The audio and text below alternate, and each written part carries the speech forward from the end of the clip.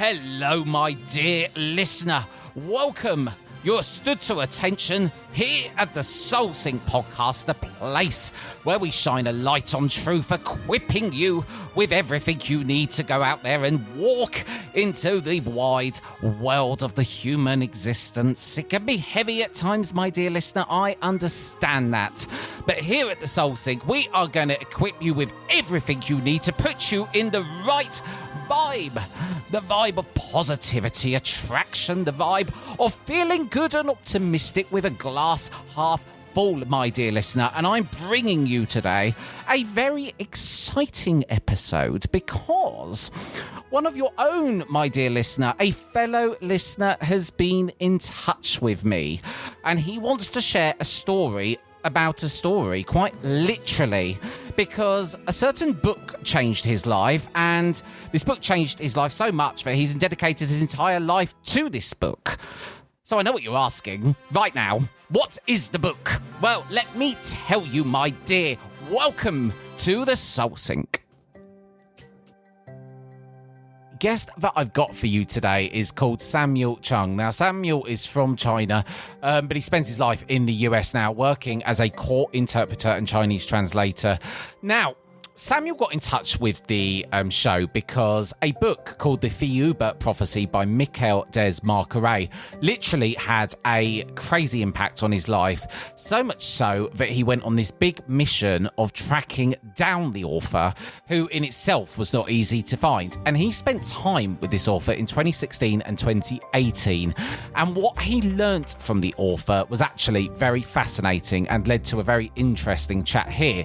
Now, the book claims to be a true account of the author being taken away by extraterrestrial beings. Now, it describes the first-hand account of when the author was taken to another planet called Thiaoouba.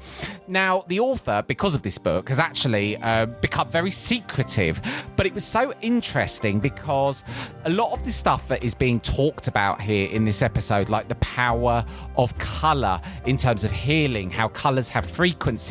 Research has been done in Harvard, and Samuel goes into quite some detail explaining how the links between science and spirituality go back to a lot of what happened to the author in this book, if you're following me already. So you are going to enjoy this conversation.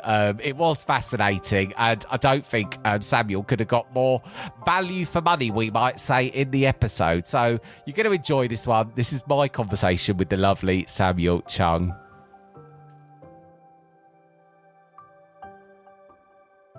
So, Samuel, firstly, welcome onto the Soul Sync podcast. Thanks for having me here. Now, I'm coming into this episode incredibly curious, and I'm just going to tell the listeners a bit of the backstory here. So, you reached out to me at my Soul Sync email address, and you sent me a very interesting email that referenced, obviously, my conversation with Dr. Eben Alexander, where we discussed his book and his experiences with his near-death experience. And you reached out to me about a particular book, which I've got, and I've explained to you, I've read about 22 pages of this book. And you're coming on today as someone who's dedicated their whole life to this book. And I know that we're going to have a fascinating conversation. So that's just a little bit of the context of the story so far. And we just had a little bit of a conversation before we got recording. And you said a few things which I just thought, right, this is going to be an interesting conversation. So let's start today's episode. Tell us about you, firstly.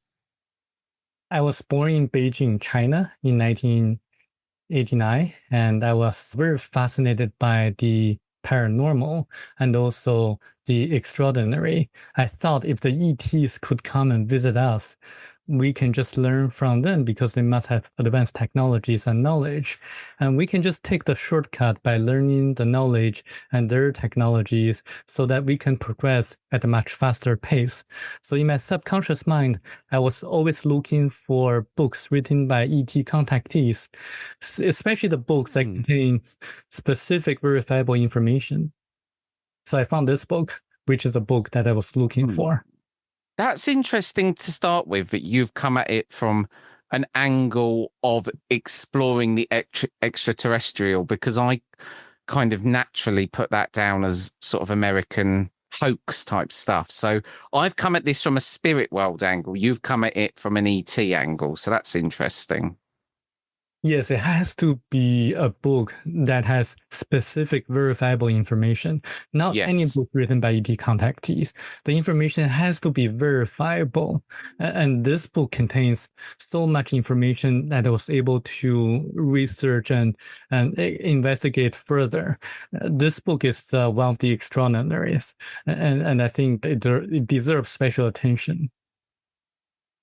So talk us through then. You got hold of this book and you started going through it with a very, very fine tooth comb by the sounds of it, you know, very methodical, evidence-based. You need undeniable proof. So where has that taken you since such time of picking up the book, and where did you go with this? You know, I found the facts written in the book to be verifiable. For example, it talks about the antibacterial effect of yellow light and blue light. There are research studies done by that years after the book was written. Remember, the book was written by a French-Australian farmer or landscaper who didn't have a lot of education, who never traveled to the countries that mentioned in the book. For example, it mentioned about there's a tomb of Jesus in Japan, in Shingo Village, Japan. And he published the book in 1993, years before the age of the internet, that went to Australia. And there's just no way for him to know about the tomb of Jesus in Shingo Village, Japan. That this book specifically describes how that happened. And also this book contains so many facts about the stories in the Bible in the later chapters. For example, it explains who really destroyed the two cities, Sodom and Gomorrah, who parted the sea for Moses when he led the Hebrews, like going through the Exodus event, and who really gave the manas to the Hebrews to eat so that they could survive, and who really put the embryo of Jesus into the uterus of Virgin Mary. So this book has so much information. This is, I know. Where do I go from there? Right, to begin with, the book is called Abduction to the Ninth Planet, once known as the Thiaoouba Prophecy.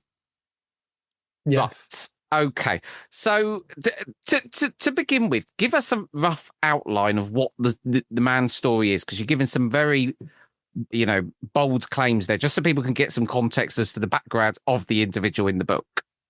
Yes. So it happened in 1987 when the author Michel Desmarquet suddenly woke up in the middle of the night. And then he wrote a note to his wife. He didn't know why he did it, but he wrote a note saying that he will be gone for 10 days and there is absolutely no need to worry about him. So he walked outside of his house and then he was lifted up to the middle of the air, and then he encountered a very beautiful, tall ET who told him that they were going to start a journey together to their planet Thiaoouba or Jehovah for 9 days and then come back. And he was told about where we all came from originally, the purpose of life, and who built the Great Pyramid of Egypt, for what purposes, what really happens in Bermuda Triangle.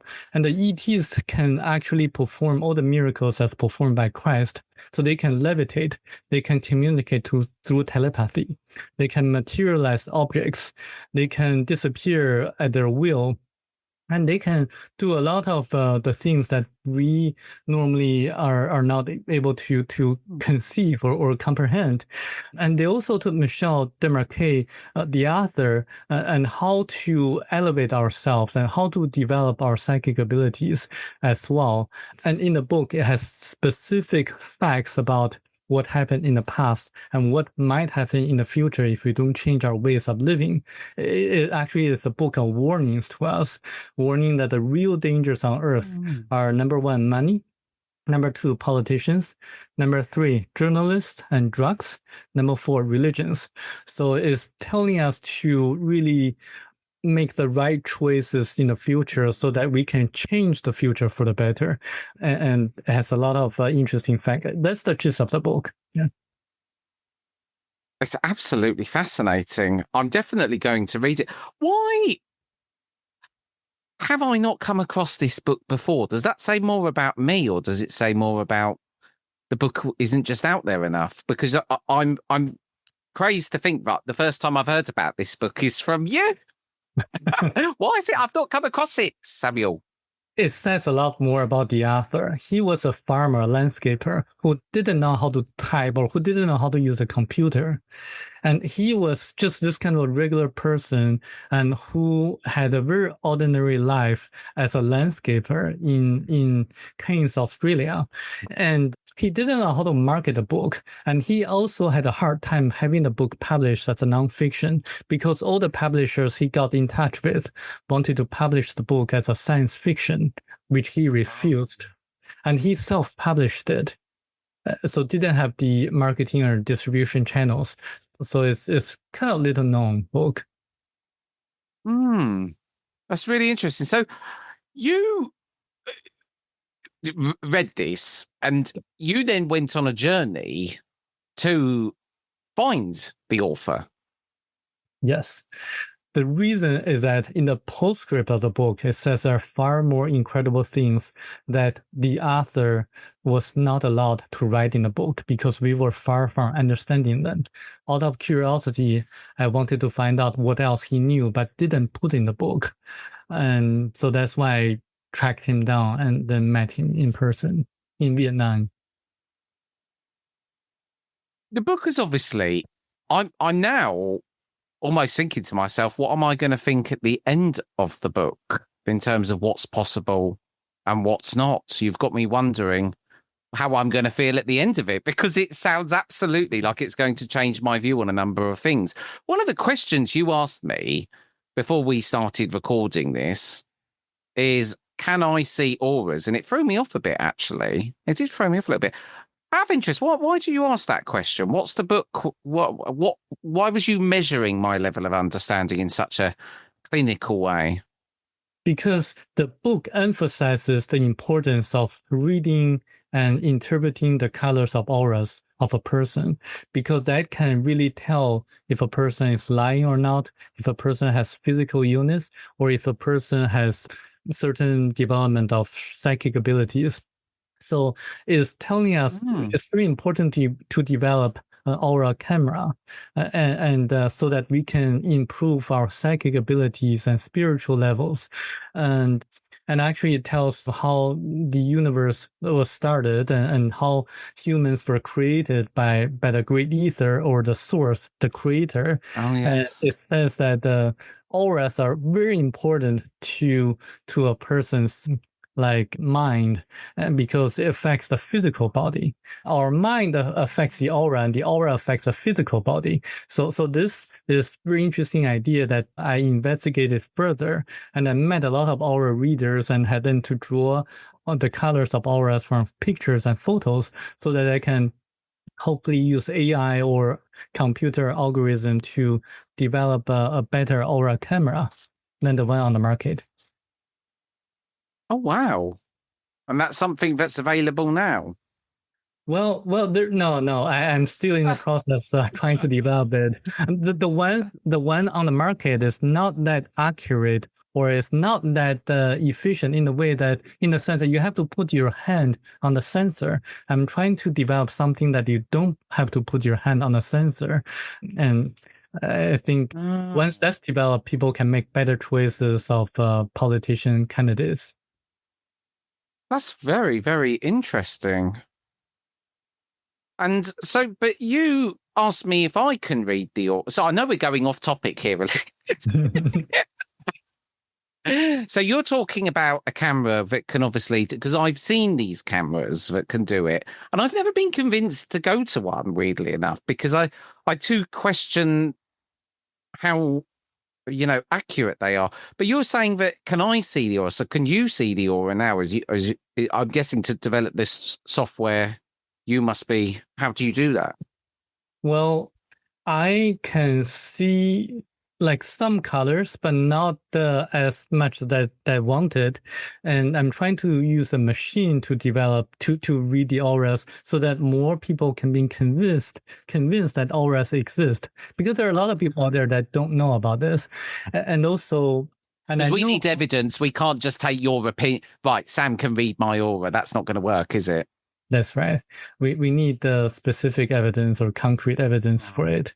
And I kind of know how to develop the abilities to see auras naturally, which is to focus the attention to the pineal gland or the third eye area by doing a lot of meditation practices and also going to the nature and feeling totally relaxed. Because I know that some people like Barbara Brennan, she developed her abilities to see auras when she was walking in the woods, feeling extremely relaxed. And also in the book, it says how Michel, the author, was able to see auras of all the people surrounded him by using a special technique in which the ETs put their hands into his pineal gland area and also the solar plex area and concentrating specifically in a certain way so that he was able to do it. That's really interesting. Well, honestly, when the camera is ready, I want to go on it, Samuel. That's all I can say. Fascinating. So I want to bring us back then. So you've come on to and I'm going to read the book, and you know what? It's not going to surprise me probably if I have to get you back on to talk about it once I've read it. We'll do the before and after episodes, Samuel. So you've come on here to promote some messages from the book, but you've obviously dedicated your life to some principles here. You've listed down 6. Talk to me about these. Let's go through them because I want to understand these messages in more detail. Well, I'll start from the most important message. When the Creator created every one of us, it inserted a tiny portion of itself to each of our astral bodies. So we are part of the Creator, and the Creator is part of us. So when we have challenges in life, we should look inside for answers, because the kingdom of God is within you. So we shouldn't follow a specific politician or the mainstream media, because we can actually connect and communicate to the Creator directly by praying, by having a meditation, or just by having a good night of sleep. Because in dreams, you can connect to your higher self. And I think that's a very effective way of getting the right directions for the future. I like that. There's an undercurrent there of surrendering to the universe, isn't there? The creator, rather than assigning your power to, and you are right. You made some earlier points where you said the end of humanity or our pitfalls, the things we have to avoid, is money, which I do agree with. I can't deny money is one of them. Of course it is. It's the way we've commoditized everything is destroying the planet, isn't it? It's, one day at a time. And then some of the other ones, drugs, religion, power, that I do agree with you. I agree with every single one of those. So I think you're right. And I think that I have to limit myself with mainstream media because I start getting really depressed if I watch the news too much because it's all bad news. Exactly. The problem is it's shoved in front of us so much now, in the world we live in with phones and mobile devices. It's very hard to shield yourself from it, isn't it? Exactly. So we have to really have an environment in which we can meditate and also to look inside for answers. And I think that's a very important way to develop psychic abilities. A lot of the Qigong masters in China and the Taoist masters, they have to go to a very secluded area in the mountains, like hermits, and they have to meditate for a long time. And in the process of the meditation that they practice, they develop the super strong psychic abilities. And I know that there is the ETs from the book Thiaoouba Prophecy or Abduction to the Next Planet, they can levitate. And there is a monk in Nepal that can also levitate. And he was documented by a magician called Dan White of the American History Channel, in which Dan White, as a magician, didn't know how the Nepali monk did it.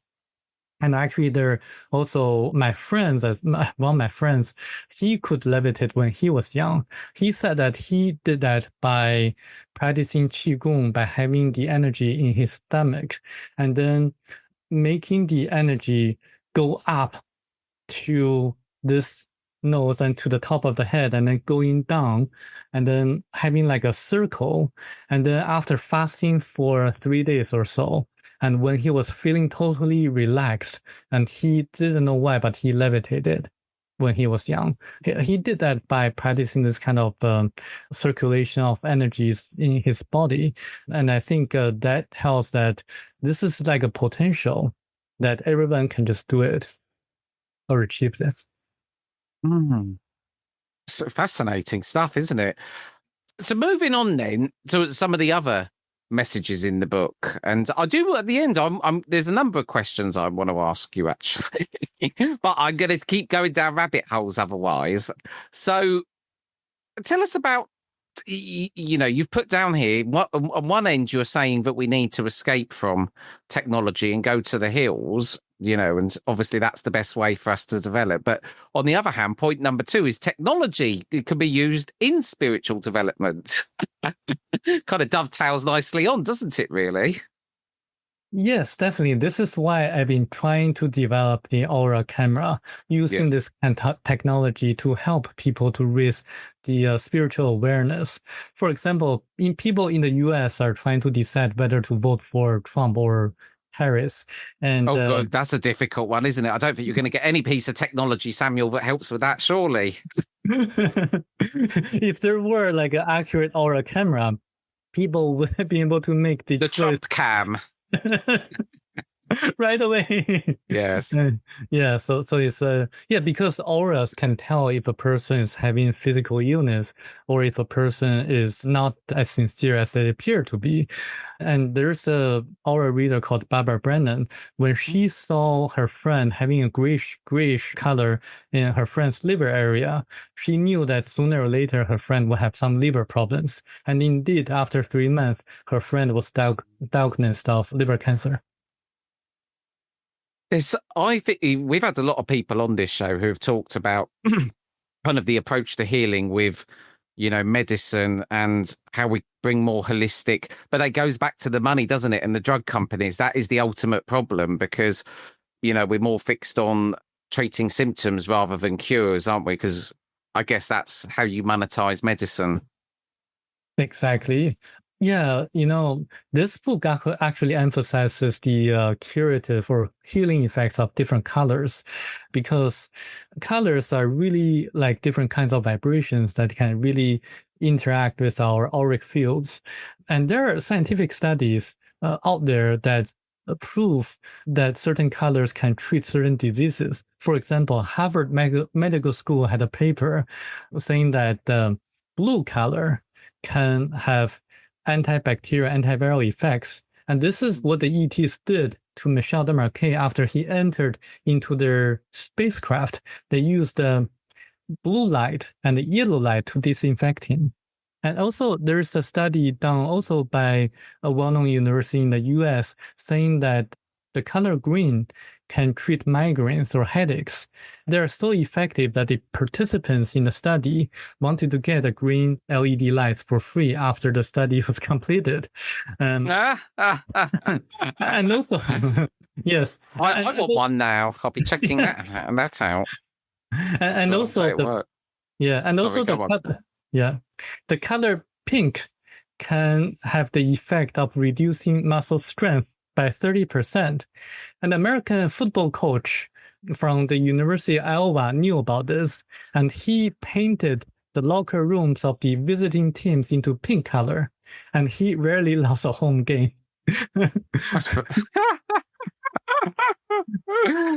Honestly, we're covering a lot of ground tonight, I tell you, on this episode of the Soul Sync. Really interesting, really interesting. I honestly, if you haven't sold a book, and the funniest thing is you probably promoted. We've had a lot of authors on here, Samuel, and you've done the best sales pitch of a book. The only difference being is you didn't write this one, which is very unusual. Well, I think we're all going to be. It was quite hard to get a copy of it as well. That's the most ironic thing. It was when I went on Amazon, I had to get a used copy because there wasn't even used copies. I know. There are new copies, but it's under the title Thiaoouba Prophecy, The Golden Planet. Yeah, you got the earlier version of the book. Oh, I've got the original. Yeah, the original. Yeah. Very interesting. So to move on then to point number 3 of these points, you talked about that we should follow nature as closely as possible, which, you know, I can't disagree with that point. I think that's a very good point. What would you say on this point further? Yeah, if you look at the modern inventions on foods, like the artificial sweeteners or some of the processed foods, they are really not good for our health in general because our liver doesn't recognize this kind of artificially made food, and it takes more efforts for the liver or the stomach to digest and to break the processed foods down. So it causes a lot of modern illness, and people don't know about this, and so they are overweight and they have a lot of chronic diseases. So, but if you follow nature, if you just eat raw foods, and you're going to become much healthier. Similarly, if you go into nature, you're going to be surrounded with the natural energies of the trees and then the rivers and things like that, and they're going to affect your auric fields positively. And also sunshine is important too, because sunshine is a mixture of different wavelengths of lights, and they interact with the vibrations of the auric fields as well. So actually sunshine is probably one of the best medicines around there. And once they go into water, like rivers, the water becomes like a carrier of natural energies from the sunshine, from the environment. If you swim in natural rivers, you're going to be soaked with positive energies. So that's a very good healing method. Oh, I need to do that. I need to get in my local reservoir. I do have one next to me. I'm not sure I could be brave enough, though, Samuel, to run into it. It's so cold in England, even on a hot summer's day. I want to come on then to point number 4. This one really made me quite curious when I was reading through this one. Universal law is well established, so if you make a mistake, you pay the penalty sooner or later. Sounds very unforgiving, doesn't it? Well, it's the rule of law of cause and effect. It's another way of saying that we all have karmas, and karmas are real, because the book talks about reincarnation. The ETs actually led Michel, the author, to his past lives and seeing what he was in different past lives. So he was a German miner who accidentally killed his wife and leaving many children around. And he was a few times a beggar on street. Once a goldsmith in Japan, a water carrier in India, or a queen ruling the entire country on a different planet. So what happens is that when we die, our astral body leaves the physical body and then goes into the higher self after 3 days. So this is why Christ resurrected after 3 days. So there's a reason for that. And this is also why the Tibetans have a custom in which the corpse cannot be touched for 3 days after death. So, and then there is a life reveal process. So everything that happens in the past life will be revealed by you, the person who just passed, and you'll be able to feel and experience everything that happened in the past life. For example, if I hit a person, the pain and sufferings of that person will be felt by me after I pass. So it's like a holographic film played on you, and you'll be able to feel how everyone else felt when you did certain things onto others. And then you would evaluate yourself, and then you would decide what kind of spiritual lessons to learn in the next life. And then the preview of the next life will be shown to you, and you decide whether to take it or not. If you decide to take it, you're going to enter into the embryo of the mother, that you chose and then start a new life, but you would forget what happened in the past lives, because when the astral body goes into the embryo, it has to pass through what the ancient Nagas call the river of oblivion, forgetting all the knowledge that you accumulated in the past lives. So this is why a lot of people don't remember their past life, but some people still do, because their memories are not all erased. You explain that in such a way that just makes so, when you go along this journey, this spiritual journey, you pick up all these bits, and sometimes what someone says does connect the dots. What you've said there, you put it in you explained it very quickly, but I fully understood where you were going with it. I almost kind of feel like I want to dive into that in a little bit more detail there, what you've just said. Because I almost feel like I've had a dream the other night where I was almost standing back at the life review, and I could see what you're kind of, to say that you sort of see it through other people's perspectives in a hologram. Very interesting. And again, it's contained within the book. I feel like it's gluing so many different things that I've read over time together, all into one nice, handy, nice size book. So I'm looking very forward to reading that over the next week. You've put here, what followed this point was suicide is strictly forbidden. Yeah. We are here to learn spiritual lessons. And actually, God, the creator, wants to experience all the happiness, the sorrowness that we experience here on earth. Because the creator is a pure spirit, it needs to experience everything physically, like through a physical body. So we are physical beings having a spiritual experience, and also spiritual beings having a physical experience. Because when we die, we send the spiritual lessons that we learned back to our higher self, which is part of the creator. So when you commit suicide, it's just like a breach of contract. You are ending the contract that you signed before you were born. It's actually a waste of time to commit suicide, because you would have to relearn the lessons that you haven't finished learning yet. So this is kind of like... Yeah. But what does that... Yeah. Some people listening to this might know someone who'd committed suicide. I guess that's a very delicate subject in itself, isn't it? Because how does that... I understand I've heard this before, through other, I've come across the suicide is forbidden, then it's against the soul contract and whatever. But then it does, the first thing I think about to myself is, well, what does that mean for someone who knows someone who is committed suicide? Does it mean they're okay in the next life if it's forbidden? Well, what happens is that they have to finish the lessons that they were supposed to learn. And for example, if the life contract says that they're going to live until 80 years old, but then the person commits suicide at the age 40, then in the next lifetime, he would have to start from 0 until the age of 40 to continue finishing the time that they're supposed to live. So he's going to, or he or she is going to live 40 years old and then die. And then, so this is why, like, if you commit suicide, you have to know that what's going to happen in the future. You have to continue living the remaining years. So that's the thing, yeah. When you get to this level of thinking, it's so mind-boggling. It makes total sense. And sometimes I think what you just said when you were talking about the higher consciousness and everything being the higher consciousness yourself, I think to myself, why am I not tapping into that more often if I've got that font of knowledge literally a phone call away? My problem is meditation. I struggle with it. So it's not something that comes easily to me, trying to sit there and feel a connection, but maybe it sounds like this book is going to massively help with that.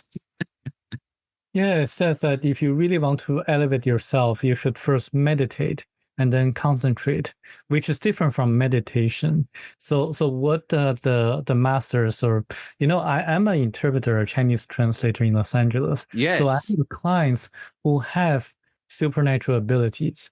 I have a lady in Los Angeles who can materialize medicinal herbs and who can see through a person's organs, like the body, like X-ray eyes. And then she would be able to tell whether the person had like an injury 20 years ago, or if a person takes 3 different kinds of pharmaceutical drugs, because she can see in the liver, there are like 3 different ingredients that have yet to be broken down yet, or degraded yet. So she has this kind of ability. What she does is that she has to meditate a lot to increase her, or to maintain her psychic abilities. And meditation is so important because for all the Qigong masters, all the people who have extraordinary abilities, they say that the only way for them to maintain or increase their abilities is through meditation. So that's what I found out. Yeah. Well, it does make sense because all great mediums, because there's a lot of mediums in this, so I'm always going to come at this from a bit of a mediumistic perspective. But I guess it's all, I can go down so many rabbit holes with this sort of conversation. But I guess when you're developing your mediumship, a very core component of that is meditation. I'm getting better with it, but there's so many distractions, isn't there, in the modern day and world?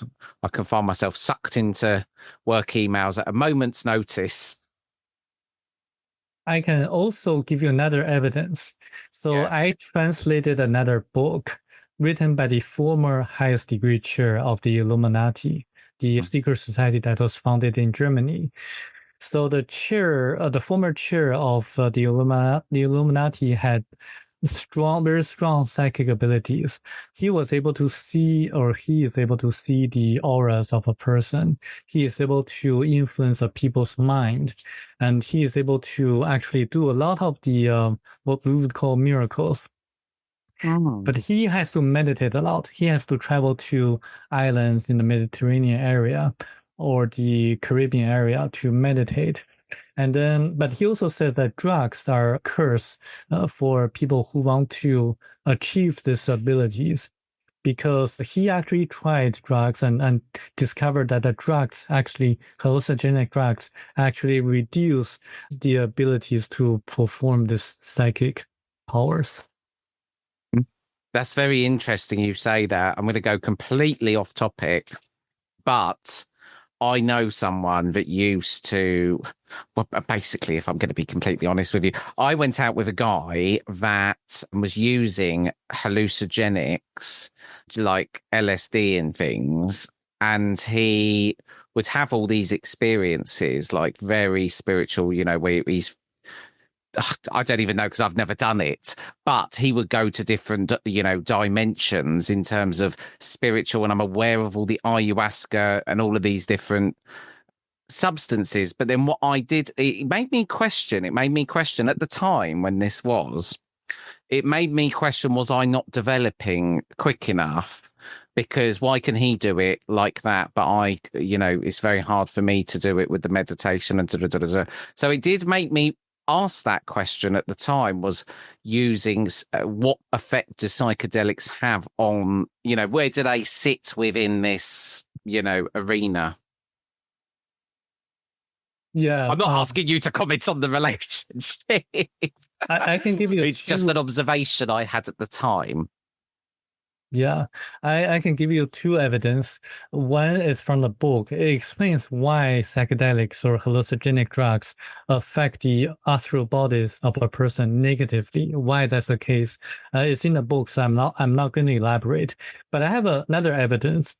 So I asked aura readers, or people who can see auras, and to tell me if they can tell the differences between a person who uses psychedelics drugs versus a person who doesn't. And they said, yes, they can tell, because the auras of a person who uses drugs are ugly, very distorted. And the person who doesn't looks prettier. So that's another kind of proof saying that psychedelic drugs are not necessarily good for the human energy field or the auras of a person, which will affect the person's physical body, physical health. So that's another proof. What about if someone, drinks too much wine? Is that affecting their aura? That's a drug. That's alcohol. Yes. Unfortunately, it does affect. Oh, it does. That's not good news. Not that I drink too much, but that's not good. Right, because alcohol, I can tell you this, alcohol cannot be injected into the blood veins directly because it has to go through the liver, and the liver has to detox. Yes. So that's the reason alcohol is probably not the best thing to rely on. Yeah, that's very interesting. So I want to ask, you went and, like you said, you spent a period of time with the author. Having met him, it must have been a very surreal experience for you to obviously have done all this research, and then finally meet the person at the end of it. What was it like when you met? So I actually didn't know exactly where he was living, so I actually tried to find his address on the internet. I couldn't, but there was a tourist who accidentally met him and took a picture of his bungalow where he was living, and then I printed that picture out and took that picture with me and to Vietnam where he was living, and then showed the picture to the taxi driver, and the taxi driver took me there at the second try. Oh my goodness. Yes. That's fascinating. What happened when you got there? And he was having an afternoon nap. After he woke up, he was very annoyed at my visit because he was a very private person. He didn't really want to answer my questions, but I kept like trying to make friends of him and playing chess with him and trying to sneak in a few questions while we were playing chess. But 2 days before I was about to depart, he showed me a contract that he signed with a Chinese publisher who paid him $2,000 for the copyright fee of the book to be published in China. And he asked me to follow it up because he never heard from them again. I did. Oh, they've paid to silence him. I don't know. Actually, I followed it up. It turns out that they were very afraid of the Chinese censorship, the government. So they decided not to have the book published. And Michel asked me to find a different publisher, either in China, Taiwan, Hong Kong, or Singapore, to get a book published. That's what I did. And it became a bestseller in China and Taiwan. Very rare, actually, because of the two countries have different ideologies and different interests. Yeah, I always wondered to myself in places like China, obviously, that absolutely advanced when it comes to some of the Eastern philosophies of medicine, but with some of the things you highlighted at the start being one of the downfalls is power and money. And, I don't want to go into politics, but then I wonder, where does a book like this stand? And what does that do? Is it easy to find this sort of literature in China? Well, it's published as a science fiction in China because yes, and we have to remove certain parts that mentioned about China from the book, but people love the book because it filled a vacuum of the need or the demand for spiritual literature. This book actually connects all the dots of the paranormal. It talks about ancient civilizations. It talks about kind of the stories in the Bible, and people were interested. People in China are interested in the stories, and and mainly because they want to have this kind of hope for the future. And this book gives people hope. And I think this is the reason why people liked it so much. What did you, obviously you mentioned that when you saw the author, you were sneaking in the questions over chess, trying to extract a bit more information from him. What did you take away from your time with him then? I asked him a lot of questions about what exactly he didn't put in the book. And he actually revealed to me a few things the first time that I met him. And one more important thing, the second time I met him, and he told me in person. Some of the things related to what the ETs enjoy doing do the most on the planet? So he said meditation. So while he was on the planet, he saw a lot of the ETs or Thiaoubans meditate, and they can also communicate or download messages or information from each other. For example, if one person knows a lot about the people on Earth, then another person wants to get this information, then the information can be just exchanged to the person needing this information at the instant second. So in this sense, we don't need to take exams anymore, because we can just download information from each other if we are able to do that.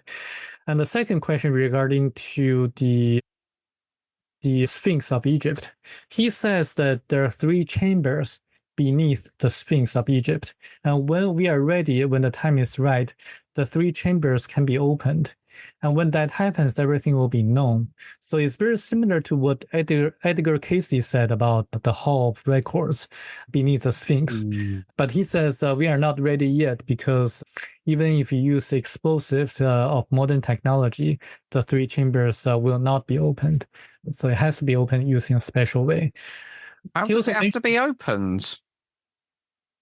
Well, it says is once we achieve a certain spiritual level, then we are ready to learn about our past, everything about what happened in the ancient civilizations. So something about that. Why aren't we just opening it if we know this? Just to... The Egyptian Ministry of Antiquities, they're very stringent on any of the research is done on the pyramid or the Sphinx. So they are not going to allow anyone to do additional research without their approval. And it's really hard to get approval from the Ministry of Antiquities of Egypt. It all goes back to power again, doesn't it? This is yes. Yeah. Do you know what? It's been the most fascinating conversation. Honestly, I'm absolutely. I'm going to actually sit in bed and read this book tonight. If it's the last thing I do, Samuel, you're probably looking at me. I've got quite a few books behind me, but I need to get better at sitting down and reading them. But I learned so much from the podcast. You've made me want to read it. I can't wait. I'm going to ask you, and if you do, it goes without saying, if you do want to find out about the book, and why would you not write down it? Seriously, the link will be in the show notes to get the book. And also, if you want to find out more about the lovely Samuel, you can go again to the show notes. Samuel, I want you to leave us today on a final thought or a pearl of wisdom to close the show with today. What would you like to leave us on today? Because I think there's so many ways we could end this episode, but I'm going to leave it down to your better judgment to close the show today. Mm-hmm. We are living in a world of turmoil right now. And if you look at the American politics and the conflicts in the world, and there are a lot of things running behind the scenes that people need to be aware of, and people need to have the knowledge. And wars rarely happen by accident. They're always created by the special interest groups, and people need to know this. And there are ways to change things for the better, which is the power of the people. Wars are created for profits of the military-industrial complex, but the power of the people is limitless. And if we act together using concerted efforts internationally, we are able to change the future for the better, because through our collective consciousness, we can change things around. And you have to remember, the people like us, we lose very little if we just have a strike. But the main special interest groups, they will lose humongously if we don't work for them anymore, because they survive by relying on our slave labor. But it has to be international effort. So this is why people need to have the knowledge to act together using nonviolent resistance, which is the key, by following the footsteps of Gandhi or what Dr. Martin Luther King preached. That way we can really change things for the better in the future.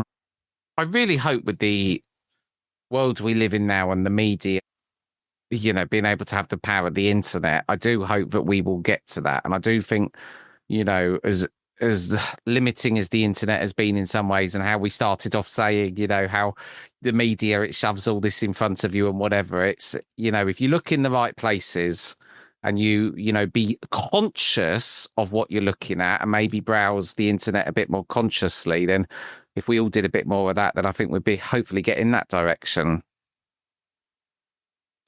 Look, it's been. I was going to let you carry on. Right, in that case, I'm going to leave it there because I think it's short and sweet. And I know what's going to happen, Samuel. We'll go down another rabbit hole and we'll be going for another 20 minutes, which I could quite happily do. Thank you so much for coming on to the Soul Sync. Thank you.